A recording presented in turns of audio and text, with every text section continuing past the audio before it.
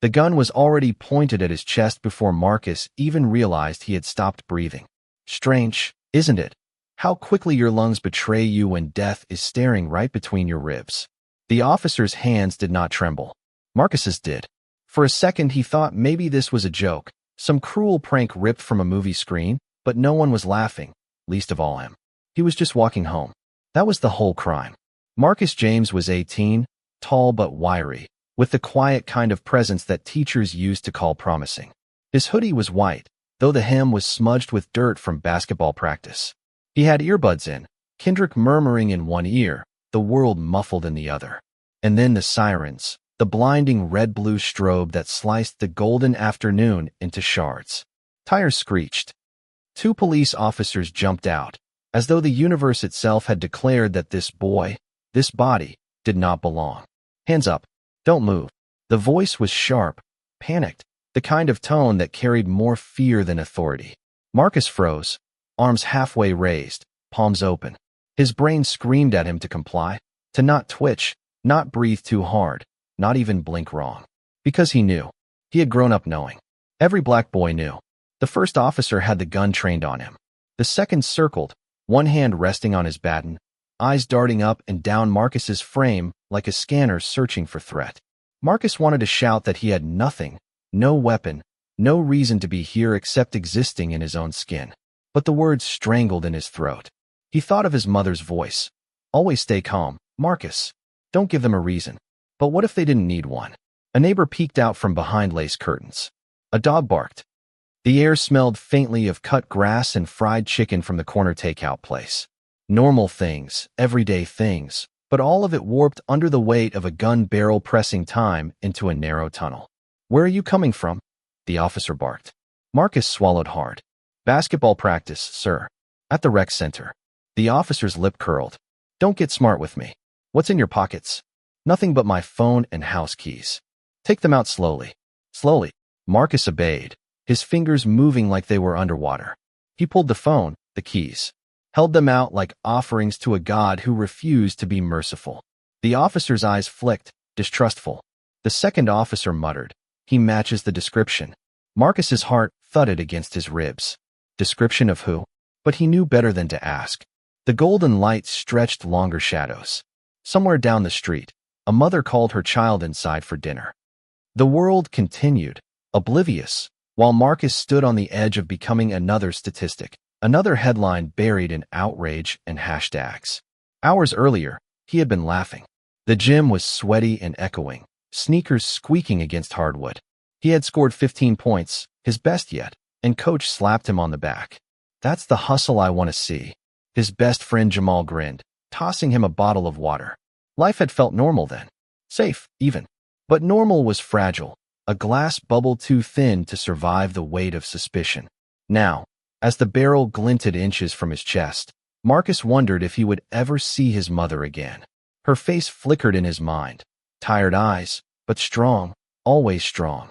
She worked long nights at the hospital, saving lives while never knowing if her son would make it safely home.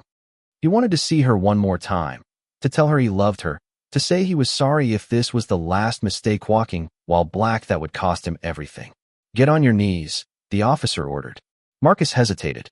To kneel felt like surrender, like feeding himself into the jaws of something ancient and hungry.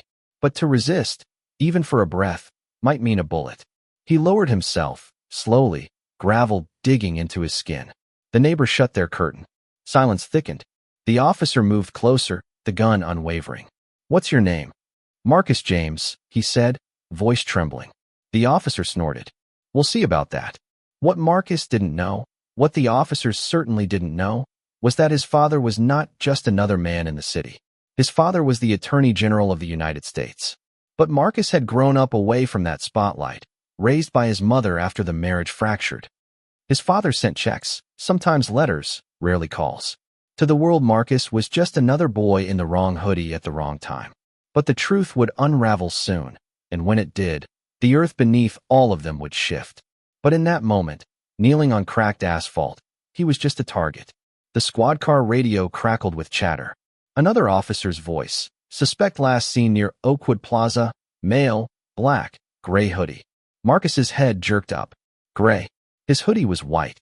White with sweat and dust, but not gray. I told you, Marcus whispered, his voice sharp with desperation.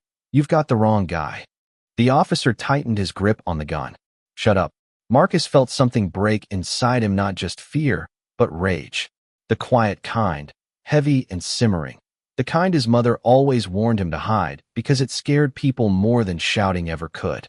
He wanted to scream that his life mattered, that he wasn't a shadow to be hunted, that his skin wasn't a crime scene. But he stayed silent, because silence, maybe, was survival. The silence pressed against Marcus's ears until he thought he could hear his own blood rushing. A car drove past slowly, the driver staring with wide eyes, then accelerating as if proximity itself might invite danger. It was always like this: people saw a black boy in police, and they assumed guilt without question.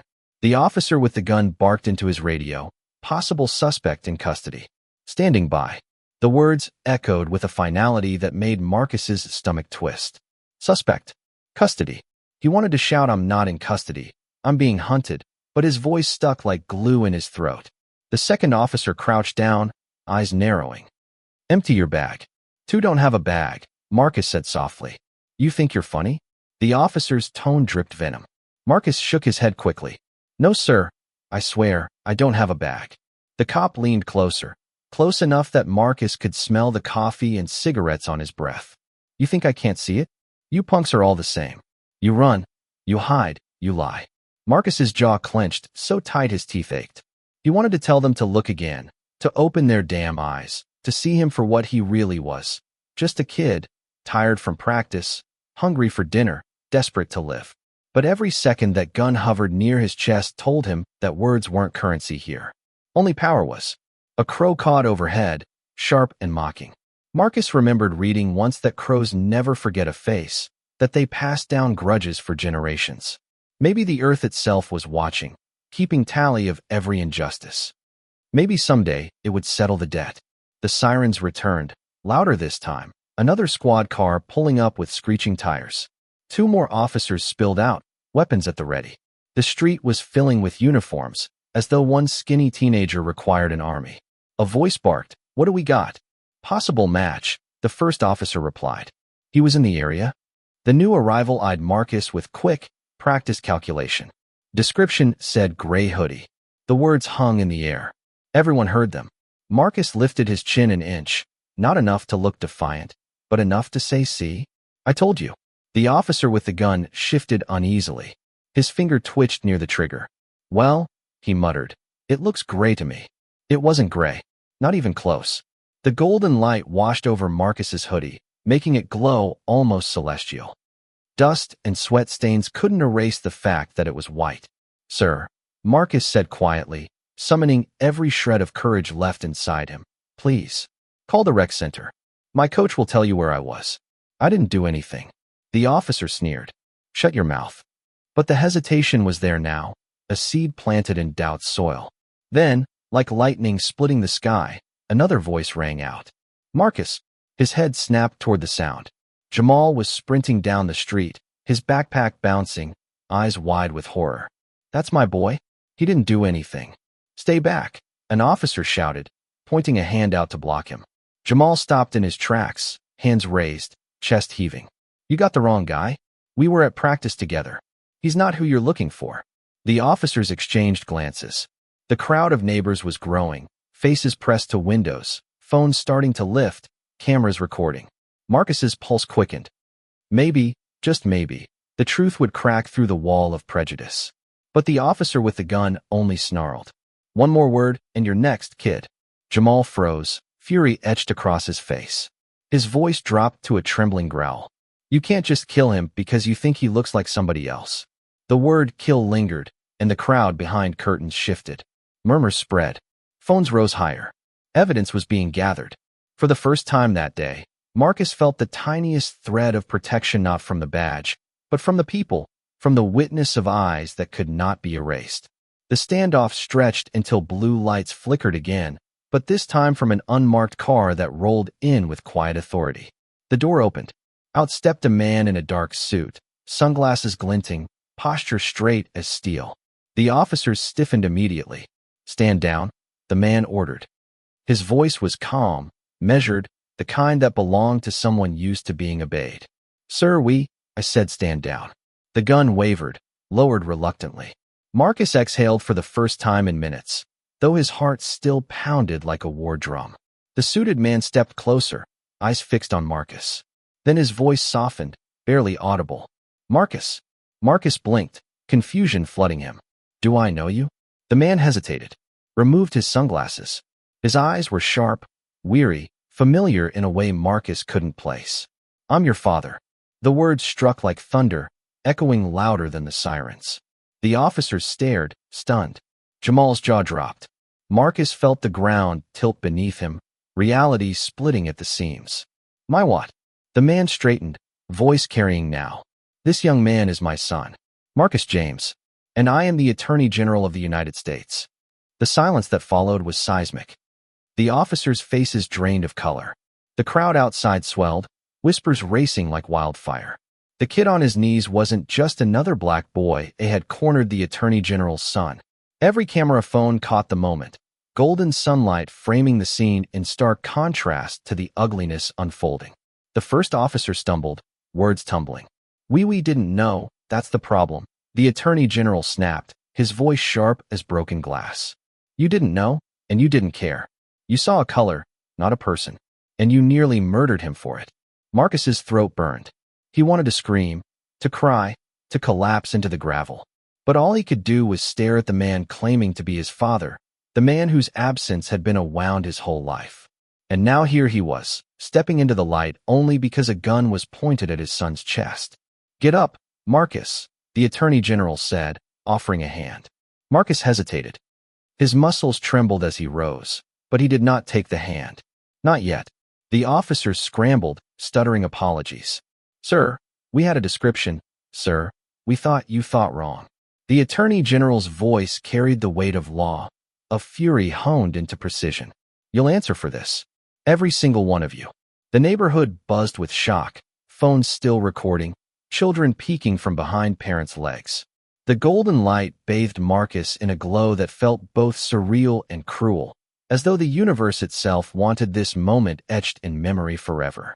Marcus stared at his father, searching for answers, for explanations, for the years of silence. But all he saw was power cloaked in regret. The story wasn't over. Not by a long shot. Because the world was watching now. That night, the footage hit every corner of the internet. Headlines blazed. Attorney General's son held at gunpoint by police. News anchors dissected every frame. Commentators shouted across screens, and hashtags erupted like fireworks. Justice for Marcus trended worldwide. Some called it a scandal. Others called it proof. Proof of what communities had been saying for decades, that skin color could turn an innocent boy into a target faster than truth could catch up. And Marcus, lying awake in his room, headphones forgotten, phone buzzing nonstop, felt both invisible and exposed. The world finally saw him. But not as Marcus. Not as the kid who loved basketball and bad jokes and late-night pizza with Jamal. They saw him as a symbol, a case, a headline. And maybe, he thought bitterly, maybe that was the only way the world ever listened. The next morning, Marcus woke to the sound of his phone buzzing so violently it nearly slid off his nightstand. Texts, missed calls, social media notifications. His screen was a hurricane. Jamal had already messaged 15 times. Bro, you're everywhere. Everywhere.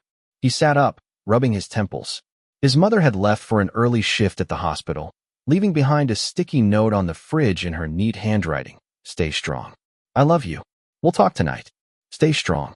The words felt heavier than ever. He turned on the TV. Every channel was the same. Images of him kneeling on the asphalt, hands raised, the officer's gun inches away. And then the reveal, the Attorney General stepping out, claiming him as his son. Commentators dissected the expression on Marcus's face, the hesitation when his father offered a hand. Replay after replay, slowed down, zoomed in, framed like a spectacle. They called him the boy who could have been killed. They called him the Attorney General's secret son. But almost no one called him Marcus. At school that day, whispers followed him like shadows. Some kids stared in awe, others in pity, some in resentment. Teachers treated him like glass, careful with every word. Jamal stuck close, glaring at anyone who dared whisper too loud. At lunch, a girl he barely knew sat down across from him. "Hey, I just wanted to say I'm sorry. That was messed up." Marcus forced a smile, though it felt thin. "Thanks." Another kid leaned over, smirking. "Yo, Marcus, you gonna get rich off this? Sue the cops, right?" Jamal slammed his tray down. "Shut your mouth." Marcus shook his head. "It's fine." But it wasn't. None of it was fine. Because underneath the attention, the sympathy, the outrage, he felt like he was disappearing. His name belonged to headlines. His face belonged to hashtags. His life belonged to a debate he hadn't asked to join. That evening, his father came to the house. The Attorney General. The man who had never once been there for birthdays, basketball games, late-night homework crises. He stood awkwardly in the doorway, suit crisp, tie knotted, eyes scanning the humble home like it was a foreign country. "Marcus," he said softly. Marcus folded his arms. "Why are you here?" "To see you. To make sure you're all right." "You could have done that years ago." The silence cut sharper than any argument. His mother emerged from the kitchen, her scrubs wrinkled, eyes tired but blazing. "Now you show up," she said, voice dripping with restrained fury. "Now that cameras are rolling. Angela, don't you Angela me. You left. You made your choice. Don't act like a hero now." The Attorney General sighed, running a hand through his hair. "I know I've made mistakes. But this changes everything. They nearly killed him. My son." Marcus flinched at the word. "My son." It sounded foreign, like a costume his father was trying on for the first time. His mother stepped closer, her voice low and trembling. "He was your son before that gun was pointed at him. And you never acted like it." Marcus's chest ached. He wanted to shout, to demand answers, to ask why his father had vanished from his life only to reappear when it suited a political narrative. But all he managed was a whisper. "What do you want from me?"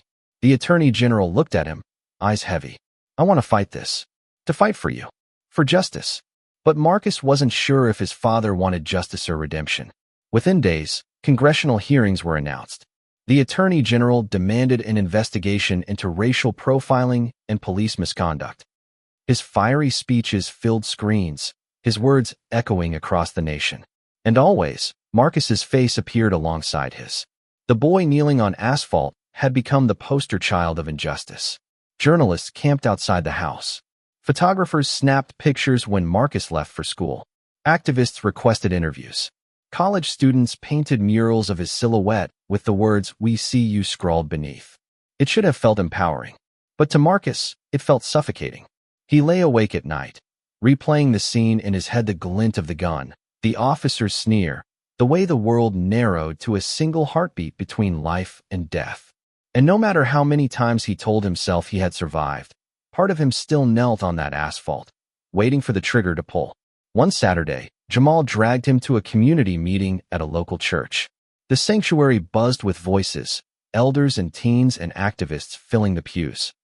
Hand-painted signs leaned against the walls. "Stop killing us. Justice is not optional." When Marcus walked in, the room erupted in murmurs. Heads turned, eyes wide. "That's him," someone whispered. The pastor, a tall woman with a booming voice, welcomed him warmly. "Brother Marcus, we're honored you're here." He shifted uncomfortably. "I'm just me." But the people didn't see just him. They saw a symbol. They asked him to speak. His palms sweated, his throat tightened, but when he stepped up to the microphone, something inside him broke open. "I didn't want this," he began, voice shaking. "I didn't ask for it. I was just walking home." But that's the thing, isn't it? For people who look like me, walking home can be a crime. Breathing can be a crime. Existing can be a crime. And I'm tired of it. I'm tired of being told to stay calm, to stay polite, to stay alive just long enough to make it home. Because sometimes that isn't enough. Sometimes the world doesn't care how calm you are, how polite you are. Sometimes it just sees your skin and pulls the trigger.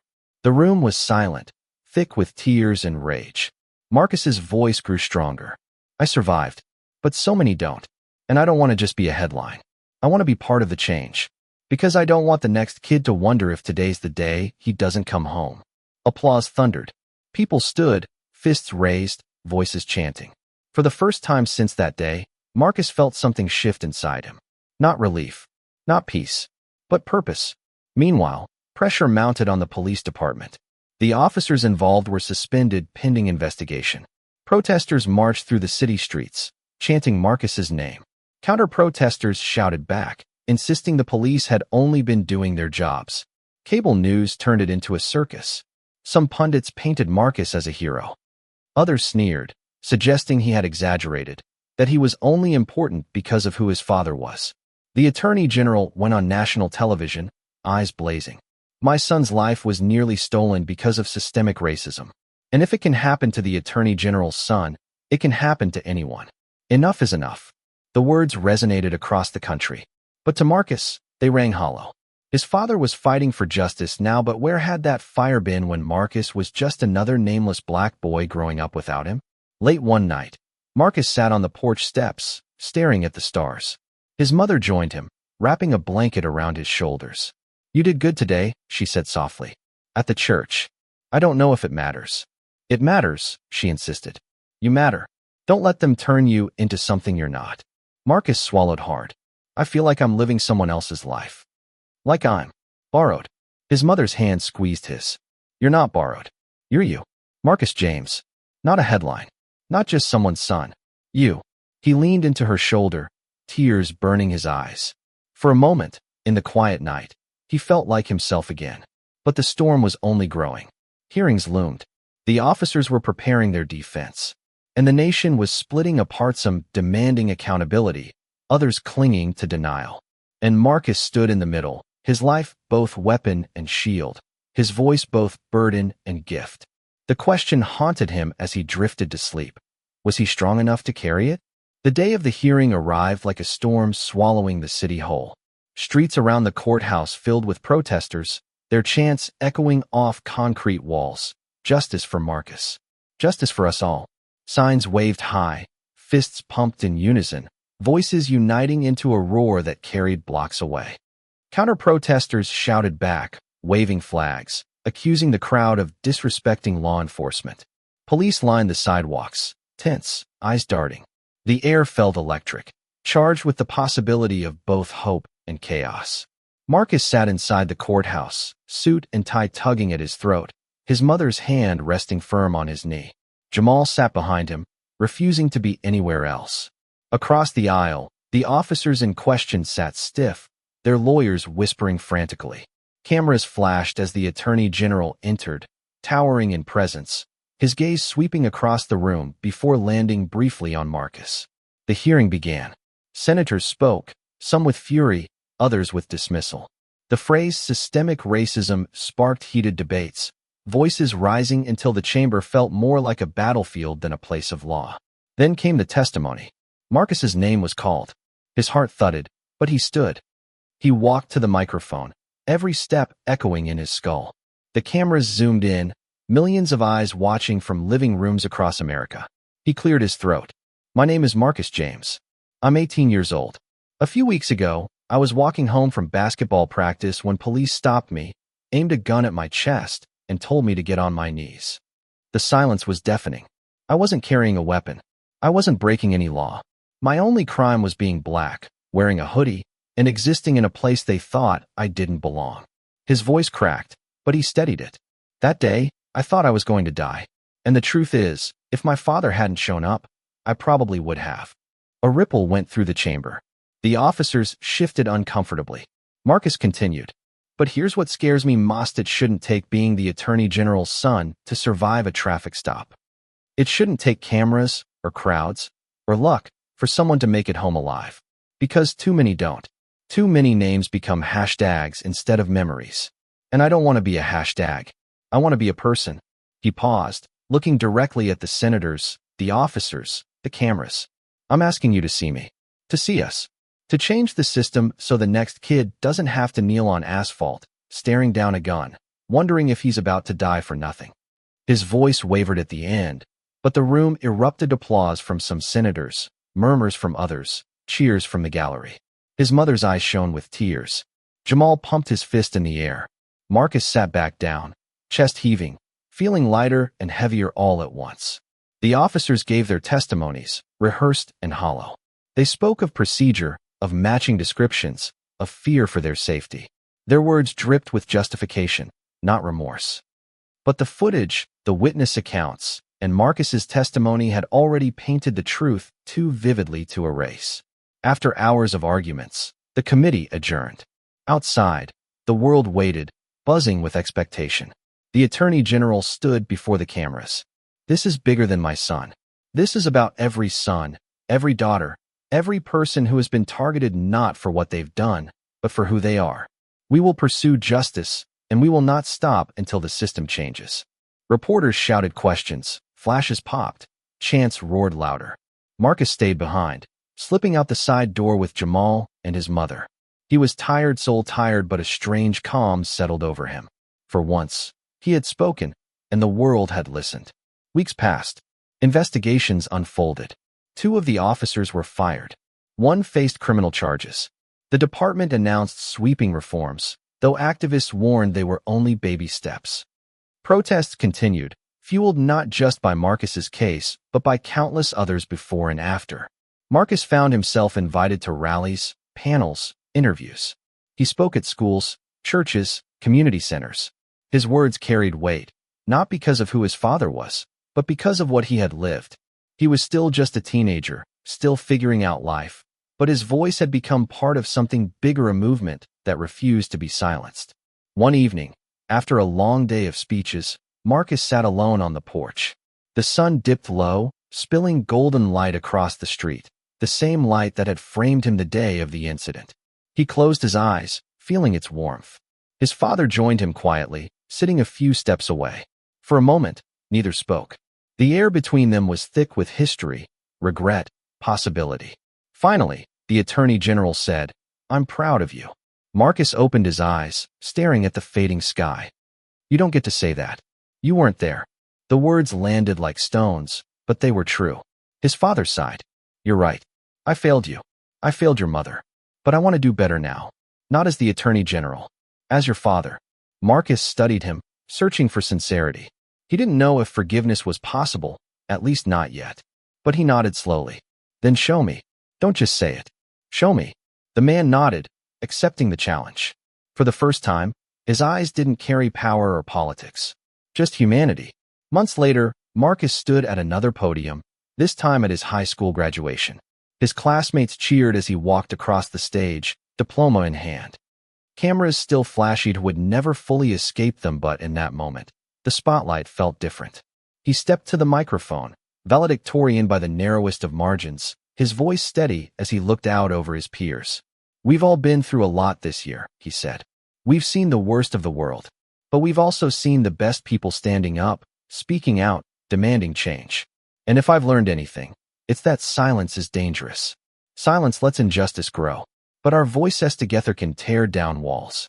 His classmates erupted in applause. And as Marcus looked out at the sea of faces, black, white, brown, every shade in between, felt something he hadn't in months. Hope. That night, he walked home from the after-party, Jamal at his side.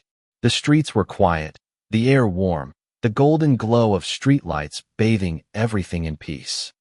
For the first time since that terrible day, Marcus wasn't afraid of being stopped, of being hunted. He knew the world was still dangerous, still broken, still in need of repair. But he also knew he wasn't alone anymore.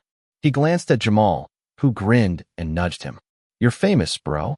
But don't forget, I still beat you at one-on-one." Marcus laughed, a real laugh, deep and unburdened. "Yeah, we'll see about that."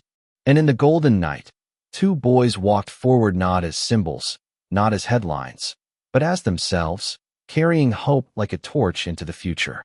The story of Marcus James became more than a moment, more than a scandal.